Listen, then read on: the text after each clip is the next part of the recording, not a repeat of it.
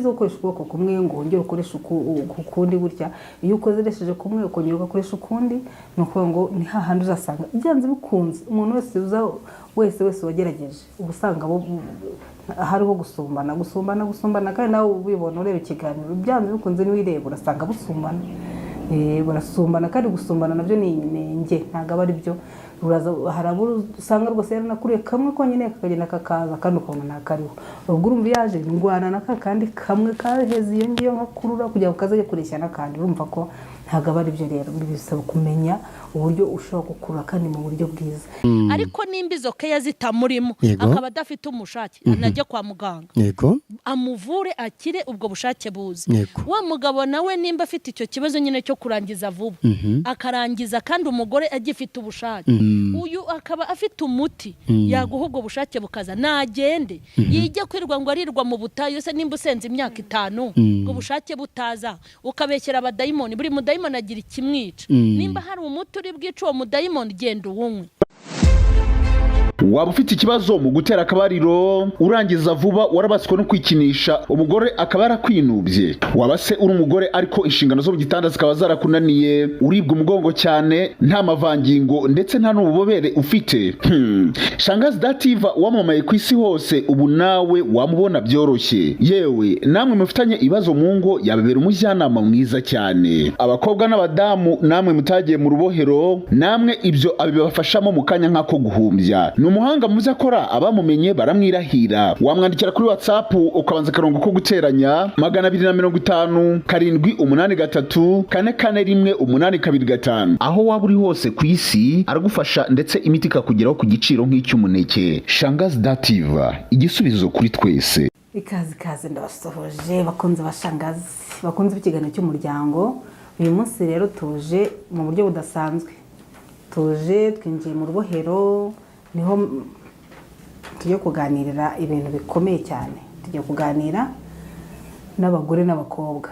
Abagore rwose bajya bambaza bakampamagara bati rwose Shangazi ntabwo tuzi ukuntu bakimye, nta nubwo tuzi aho bafata, nta nubwo tuzi uko babigenza, ntabwo tuzi byari byo.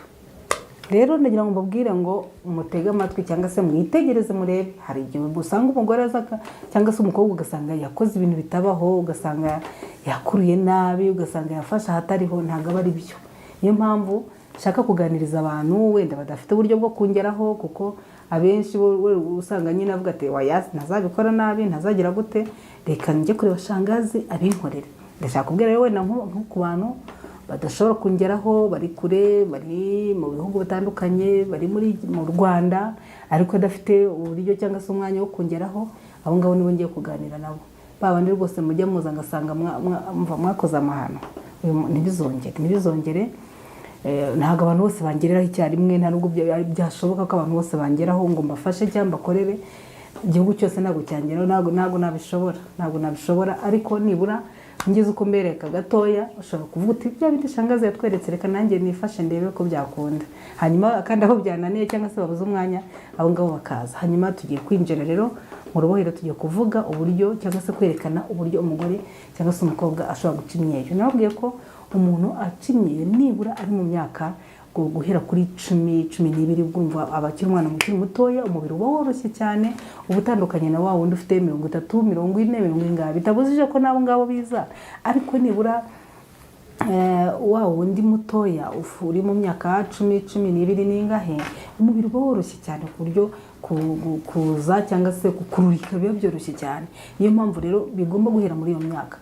Ari nayo mpamvu nkunda kubwira ababyeyi rwose mujye mumbabarira, muganiriza abana bari. Umwana ukuri wamwibyariye, kora umwana wawe, niki gituma utamuganiriza? Ubu umwana aze hano ageze igihe cyo gushaka, azarira avuga ati mama yarampemukiye koko, mama yarampemukiye kuki atambwira ibintu, none biransenyeye. Umugabo arimo arambwira ati mu cyumweru kimwe cyangwa ukwezi dushigaje amenye ko ntabikoze, arambwira ati bikore niba ahubwo bidashoboka, niba utabikoze dusubike ubukwe tubwigeze hirya, ariko uzaze warabikoze. Ubwo urumva atari ingaruka zikomeye cyane, atari ibintu muba mwarakoreye abana mukabahemukira, mukanga kubabwira ko guca imyeyo ari ngombwa. Umwana akabimenya ariko agiye gushaka, umwana akabimenya ariko ari umugabo ubimubwiye, umwana akabimenya ariko urugo rusenyutse. Babyeyi koko ni iyihe mpamvu? Ko umuco nyarwanda umwana yuko ari uwawe ko wamubyaye jya umufasha umuganirize. Hanyuma rero ko batabifite ababaganiriza ujya kubona ukabona araje ugasanga rwose yakoze ibintu bitabaho, kugira ngo nizajye kubikosora bizakosoke nyine bigafata igihe, kandi mu gihe umuntu yagatangira agakora ibyo akatangira neza umubiri kimeze neza akabikora bikaza vuba, ahubwo ndarwana no gukosora ibyakosabye. Niyo mpamvu rero nshaka kugira ngo mbereke, ubwo numva udasobanukiwe nyine uzandeba. Hanyuma nari mbabwiye ko umukobwa bikora nibura mu myaka 12 umubiri uba woroshye, kuzamura kugenda kugeza nibura kuri 40, 45. Hari bajya baza 50, urumva ibyo aba ari umurimo ukomeye. 50 n'indi aba ari umurimo ukomeye, bisaba gufata igihe kinini gihagije kwitanga, kandi nawe ko bira bintu bisaba gushirika ubute. Hari abantu bajya baza kambwira ati ngewe byarananiye bitera ubute n'iki byose ntago biza, wowe biraza ubundi njya nkona kubabwira uko utashobora kubona ukuntu umwana wawe akura, n'ibindi nabyo niko bigenda. Ntumenye igihe byakuriye ukomeza wowe uhataho gusohoka ukomeza ugakora, wajya kubona ukabona byaraje. Ku bantu rero batazi aho bakora bafata n'iki byose, aho ngabo nibo bagira bampamagara nkabafasha nkabereka cyangwa se nkabakorera, urumva. Hanyuma rero tujya kureba uburyo gukimyeyo bigenda. Ukuvuga ngo hari abagore hari abantu usanga babikora yashinze ibikumwe gutya, ugasanga ashinze ibikumwe, iyo ashinze ibikumwe gutya buza bumeze nk'ubushumi, uvuga ngo hari ukuntu akurura akagenda ashinga ibikumwe agenda amanura gutya. Kuvuga ngo uko igikumwe gishinze gutya umubiri uza nyine buza bumeze nk'ubushumi, ukabona akameze nk'akadodo bukaza bumeze ukuntu. Kuvuga ngo biba bisaba kurambura neza igikumwe kikaba kirambuye gutya. Iki gikumwe rero iyo kirambuye bituma biza nyine bigaye bibyibushye bimeze neza. Ntabwo ari byiza rero gushinga ibikumwe gutya. Ikindi ntabwo ari byiza gufata kamwe ukajya ukurura kamwe ukongera ugakurura kandi, iyo ubikoze gutyo nabyo buza bumeze ukuntu. Hari abantu bajya baza rwose ugasanga bwaje bwemereye gutyo, reba gutyo ukuntu bimeze, bwaje bumeze gutyo. Ibi bintu urabona atari intenge mbi, ni ukuvuga ngo bisumbana bimeze ukuntu. Abandi noneho hari ukuntu umuntu akurura ugasanga wenda yabukuruye aryamye agaramye, noneho iyo uryamye ugaramye ukabukurura ubuzamura buza nyine bureba hejuru, buhagaze bureba hejuru gutya. Ibi bintu ntabwo ari byo, bameze nk'amatwi ahagaze gutyo, ntabwo rero ari byo. Iyo buje buhagaze ntabwo ubarakuruye neza. Urumva ashobora kubikora aryamye wenda kubera umubyibuho n'iki, akajya kurura azamura, izamuye ubwo ugize bureba imbere. Ntabwo ari byo rero, bisaba ko iyo wamaze kurambura bya bikumwe byawe ukakoresha amaboko yombi. Ntabwo ari byiza gukoresha ukuboko kumwe ngo wongere ukoresha ukundi gutya. Iyo ukoresheje kumwe ukongera ugakoresha ukundi, ni ukuvuga ngo ni hahandi uzasanga byanze bikunze. Umuntu wese wagerageje uba usanga hariho gusumbana, kandi nawe ubibona ureba ikiganiro byanze bikunze niwireba urasanga busumbana. Barasumbana, kandi gusumbana nabyo ni inenge, ntabwo aba ari byo. Hari abo usanga rwose yaranakuriye kamwe konyine kakagenda kakaza kandi ukabona ntakariho. Ubwo urumva yaje ndwana na kandi kamwe kaheze iyo ngiyo nkakurura kugira ngo kazajye kureshya n'akandi. Urumva ko ntabwo aba ari byo rero. Bisaba kumenya uburyo ushobora gukurura kandi mu buryo bwiza. Nari nkubwiye ngo rero urambika ibikumwe neza gutya ukakurura nyine usa n'ugenda ugayisha buba bugari ugenda umanura, kandi wirinda nyine nkuko nakubwiye kujyana imbere, ahubwo umanura ugenda ujyana hasi, umanura ujyana hasi ku buryo umanuka nyine bureba hasi neza, ubona ko bumeze gutya bureba hasi.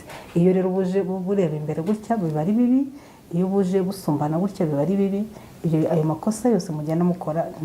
Hari n'abagera rwose ugasanga akuriye uriya mubiri w'inyuma, hego biriya byo ni amahano. Umubiri w'inyuma wundi uriya w'inyuma ugasanga arakuruye biragiye bimeze ukuntu, ayo yo rwose aba ari amahano. Wamubaza akafata rwose sinari nzi ahantu bafata, sinari nzi uko bigenda, sinari nzi n'ibyari byo, napfuye gupfa gufata aho mbonye. Uriya mubiri w'inyuma ntabwo ari wo bakurura. Kuva imbere kandi ukadukurura neza, tukamanuka tumeze neza, dusa neza, tubyibushye, tutari udushumi, tutareba imbere duhagaze tumeze nk'amatwi, ahubwo tureba hasi nyine, ukadukurura umanura urebesha hasi. Ni ukuvuga ngo ugenda umanura urebesha hasi kandi ukagenda ubugayisha gutyo kugira ngo bibe bigari kandi bibyibushye. Ubwo ni ukuvuga ngo rero iyo ufite umuti ntabwo ari byiza kukururiraho. Iyo ukururiye aho ntibishobora kuza. Umuti nawo si imiti iyo ari yo yose upfa gukoresha. Iyo wibeshye ugafata ibintu by'ibyatsi birange njye mbona muba munzanira mukamubwira ati dore ibintu abantu bampaye none byaranyangije byaranyishe n'iki byose iyo wibeshye ukabikoresha nyine nuko birakwangiza bikaguca ibisebe bikagutera ama infection bikagira ibintu byinshi ugasanga byaguteye ibintu ndwara utazigera unakira. Hari abajya baza gusanga yaratonyotse yaracitse ibisebe yaragize ama infection kubera ko yapfuye kuyora ibyo abonye ngo ni bya makeya ngo ni bya ngahe akagenda agafata ngo umuti w'amavuta ngo ni bya n'amafu akaza akabivanga agashyira hari ahantu nawe ugakara ahantu ho kwitondera. Iyo upfuye kwakira ikintu cyose ubonye umva uburwayi ukuramo ntago ubuzabukira urivuza. Hari abivuje na n'uyu munsi byanze gukira. Rero hari n'ahantu ho kubahwa n'ahantu ho kwitondera. Iyo wibeshye ugashyiramo ibintu rero upfuye kuyora byose ese ubundi buriya wizera ute koko ku buryo ushobora guhura n'umuntu afite ibintu mu ntoki ukakira ngo umuti wo guca imyeyo ugaterura nawe ukajyana ukagenda ugatangira gukora ugashyira hari ahantu ugasanga ejo birakwangije. Ubyizera ute koko ku buryo wakumva ko ibyo bintu iyoye ahantu ugiye kubishyira mu myanya yawe y'ibanga. Ntabwo aba ari byo rero, ntabwo ari upfa kwakira ibintu byose ubonye. Nemvuze ngo abagiye bayora ibyo biti byose by'ibyatsi biriya byatsi nabavuga ko ntajya nkoresha biriya ari amafu biriya bintu by'ifu birakwangiza uko bigenda byinjiramo bigenda bigutera ama infection uko ugenda bikoresha biguca ibisebe ugasanga ahubwo biguteye uburwayi wowe ari wowe ubyiteye. Niyo mpamvu rero kubikoresha atari byiza nkunda kubibabwira ntabwo ari byo ukurikije wenda n'igihe turimo ibirwara byabaye byinshi. Hanyuma ndimo kubabwira ko iyo ufite umuti rero mwiza iyo ntushaka kuzambwira nkubwire ngukurangire cyangwa se nguguhenda ufite iyo ufite umuti mwiza ugenda usa ukozaho agatoki gutya sinzi niba murimo kubireba ukozaho agatoki gutya kuri uwo muti ugakozaho agatoki hanyuma wamara gukozaho agatoki ugasiga ku rundi rutoki gutya ugasiga ku rundi rutoki noneho ukasa n'ubyina. Ni ukuvuga ngo ni wa muti utarimo bya byatsi byo rwose narabibabujije nimukajyamo bya byatsi y'amafu n'ibyo narabibabujije nimukajya mukora. Noneho ugasiga ubwo nimo wenda ndabwira n'abantu bajya bafata imiti yanjye bakawujyana